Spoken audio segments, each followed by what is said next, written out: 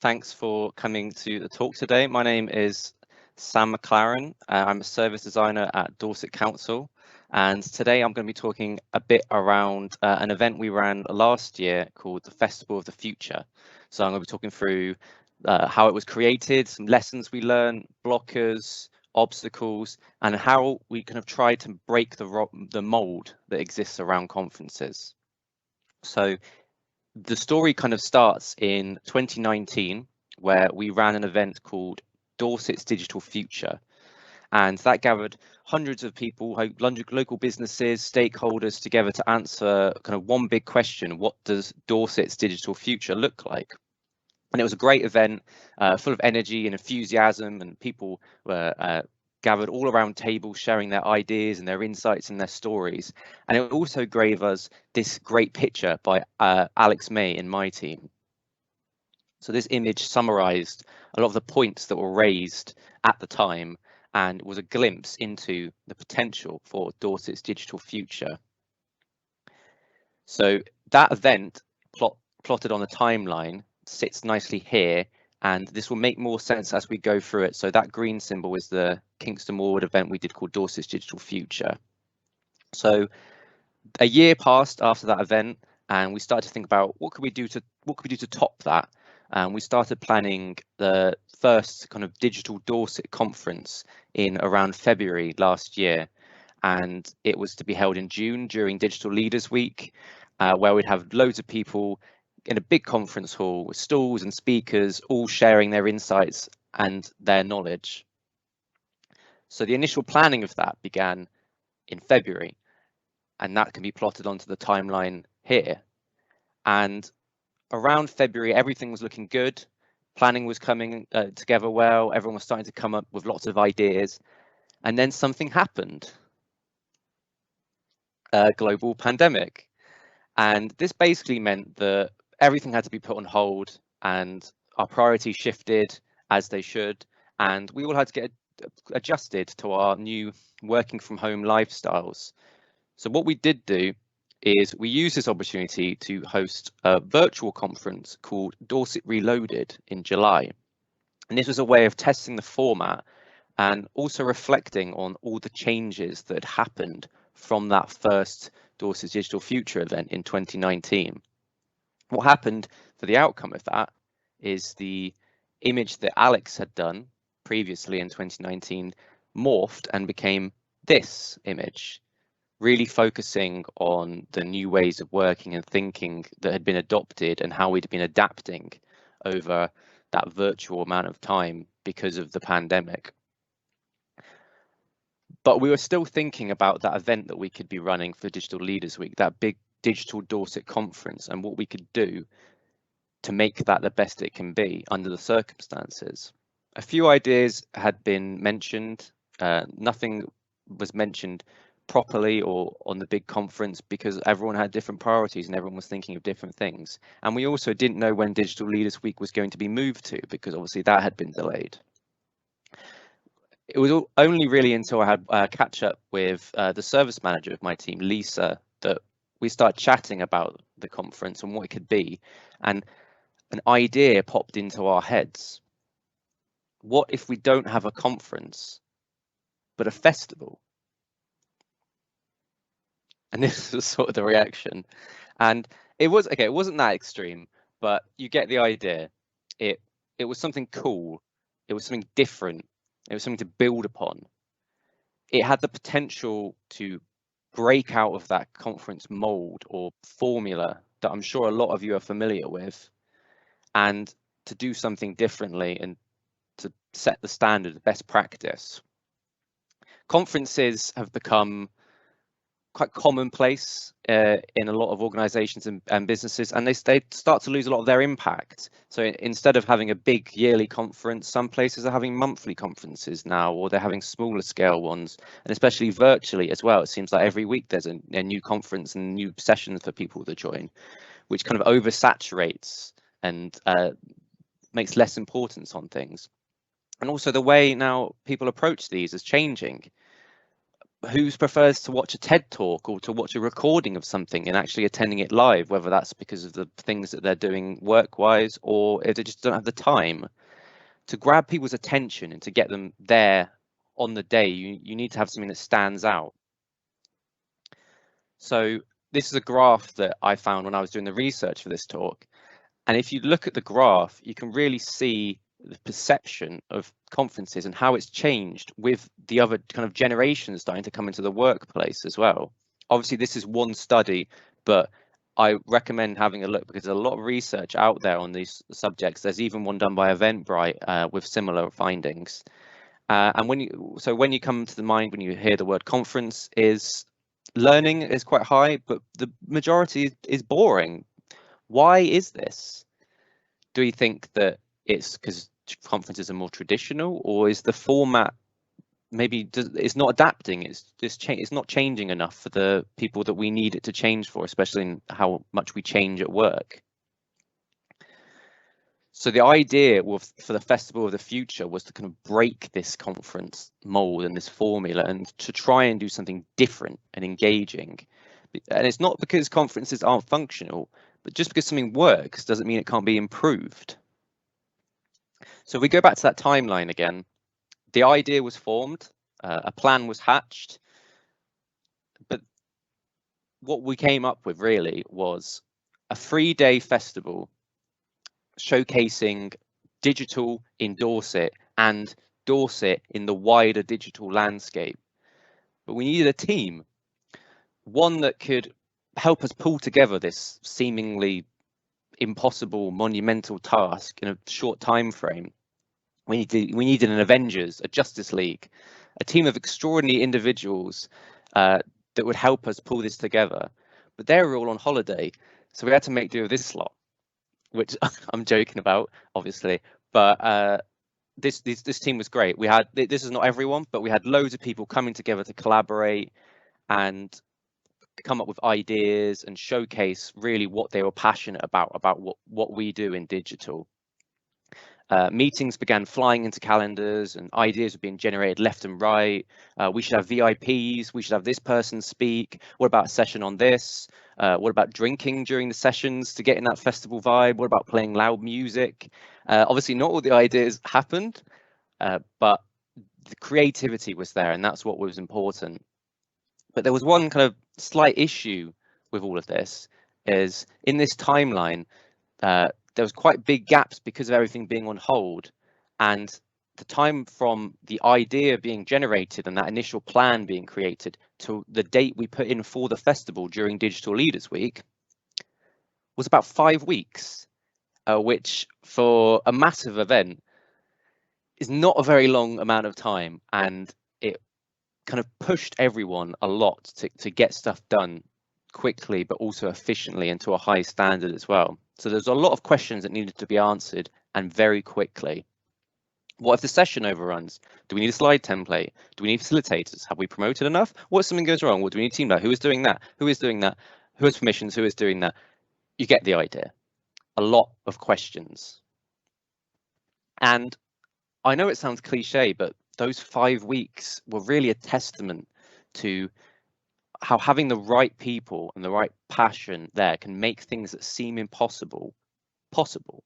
And it really showed how people take ownership of decisions and responsibilities and they feel empowered, because we literally didn't have any time to worry about things or to worry about blockers or are we doing this the right way. You just had to dive headfirst into it and get it done, basically.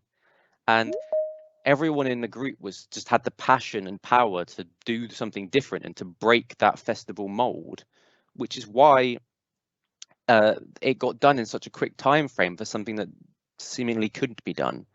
So we had the plan, we had everything arranged. We did lots of promotions, we did promotional videos, we did social media, we did stuff all over to try and get people to come to the festival, as well as helping out with some of the Digital Leaders Week promotion and then promoting our talks as well, which bolstered our numbers up.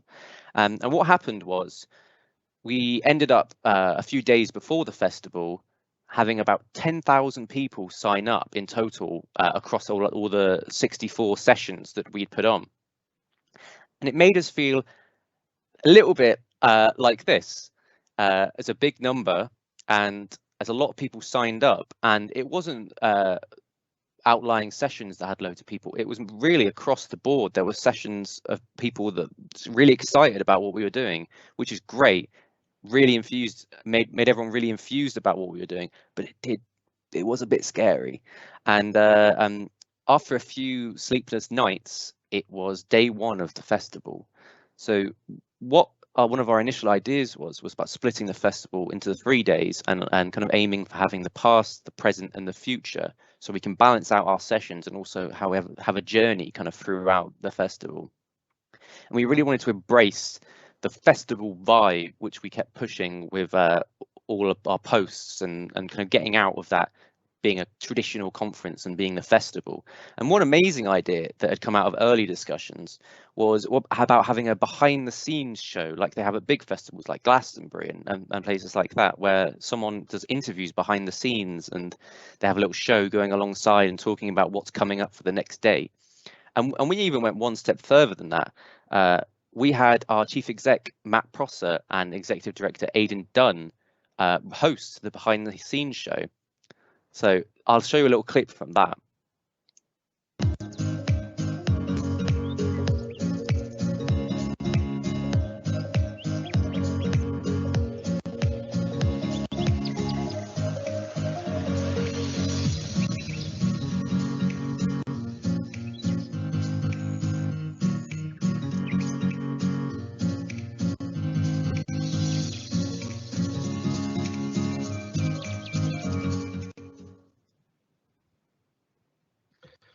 Good morning and welcome campers to day 2 of Dorset's Festival of the Future. Hope you slept well in your camper vans and your tents wherever you are. I haven't got too much of a crick in the neck. Well, I'll talk about mine in a minute. I'll come back to that. But I'm Matt Prosser and I'm Chief Executive of Dorset Council.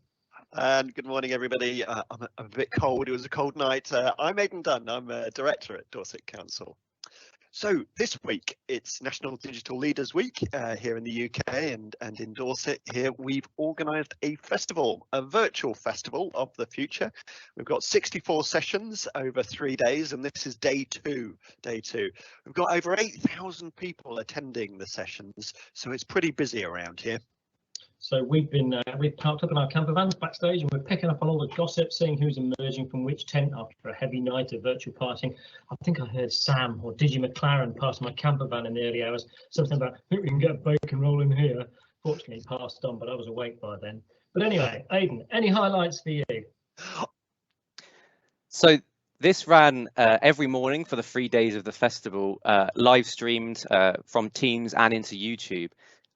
And it was amazing. Everyone loved this. It had surprise appearances, it had special guests, it had jokes about me looking for bacon at the early hours of the morning that ended up taking over social media. And it really created that vibe and that buzz we were after. There was jokes on social media about people talking about ketchup or brown sauce, talking about the festival sessions and watching it live from places like the Dorset Meat Company. People were calling me out around searching for bacon rolls. There's a lot of posts about me searching for bacon rolls and some of the special guests we had in. So really the quote from this is, if you want to create a buzz on social media, you need to start a debate about using ketchup versus brown sauce, because that had way more promotion on any of our social media than anything we could have come up with. And that was all done by that backstage at Futurefest. And it also really cemented that idea that we were after with the festival of trying to do something different. And little secret was that because it was virtual, they weren't really in their camper vans, but the fun was still there, and that's what was important. It was the out of the box ideas and concepts breaking the mold of the conference that really kind of set us apart from potentially others that are doing similar things. So over the 3 days, we facilitated and delivered about 64 sessions with wide-ranging topics. We had robotics in care, hybrid working, campfire stories. We had talks over gin in the evening, and we did have some traditional sessions, but we also had the festival style sessions as well. And that was the new ground for us that hadn't really been done before. This was the area that we thrived in. Have you ever had your senior leadership live from a camper van? Listen to stories around a virtual campfire, maybe even drunk gin, and listen to people talk about the lessons they've had in their careers? If not, why not? Having these sessions and live streams increased our engagement and also helped us to create the festival atmosphere and the festival vibe that we are after. People have given feedback towards the end saying that they got more out of campfire stories or gin o'clock than they ever would have after someone talking for 30 minutes sharing a slide presentation. The backstage show built momentum and buzz more than anything we could have done, and it was a great way to start the day, like a big roll call at the start to get everyone hyped up for the festival. And these are all benefits and things that you often don't get when you log into a virtual conference or go to a physical conference, sometimes in this big great hall. And after a week of very long days and a week where everyone reflected, we all came back together and talked about the lessons that we'd learned. What happened? What did we learn? What worked? What didn't work? What could we improve? The festival was about showcasing all these amazing things happening in Dorset, but it's also about doing something differently, breaking the formula, breaking the mold of a traditional conference. But the questions that came up during the retrospective and reflection that we did was, did we break it enough? Could we break it more? Some areas maybe we embraced the festival vibe and we had all these amazing things going on, but maybe we got a bit stretched too thin with the 64 sessions, and maybe we lapsed back into a traditional way of doing it for some of the sessions and more traditional conference style. And this was really a first step in the right direction. And there's so much potential about how to build and develop on this. So this year, we're going to be running the Festival of the Future again, and I'm going to try and build on it in any way we could think of. So what I'm trying to say is, don't just have an idea and then settle for it. Don't get comfortable. Build and change and develop. The panic and nerves from having such a short time frame or thinking something is too risky or too different is where the best ideas and the best creativity comes from. Here's a quote from someone that I admire for their creativity, director and writer Taika Waititi. He says, "Don't get comfortable. Usually the creative inspiration comes from keeping moving. If everything is too easy and everything feels very, very comfortable all the way through, what's the point?" And as a reflection, I want you to think about an idea or a concept or even an event that maybe you've had or going to have. How far out of the box is that idea? Are you still in the box? Have you taken a step out of the box? Or are you fully out of the box and doing something different and risky and creative? Are you breaking the mold? Or are you only cracking the mold?